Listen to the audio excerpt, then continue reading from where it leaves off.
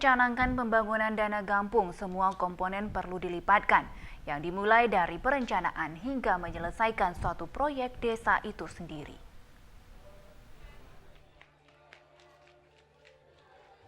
Dengan adanya dana bantuan dari pemerintah untuk membangun desa melalui dana desa, tentunya banyak hal yang harus dilakukan mulai dari perencanaan hingga pengawasan dan penyelesaian proyek.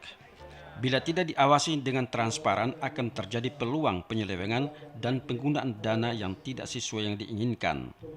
Kepala Desa Gugajah Aceh Besar Zuhaimi ketika melakukan sosialisasi APBG di Desa Gugajah mengatakan agar setiap kegiatan proyek untuk desa harus sesuai dengan peruntukannya, karena penggunaan dana akan dilakukan audit dan pengawasan yang baik untuk mencegah hal-hal yang tidak diinginkan.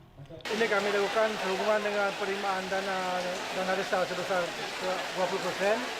Kita belanjakan untuk kegiatan-kegiatan seperti pembelian mesin gergaji dan mesin getam, sekaligus alat potong rumput yang kita serahkan langsung ke masing-masing dusun, sekaligus menyambut bulan suci Ramadan. Dalam sosialisasi APBG Gampung Gugajah, Kecik berharap untuk bekerjasama membangun desa dari berbagai sektor. Tentunya harus sesuai dengan kebutuhan prioritas desa itu sendiri.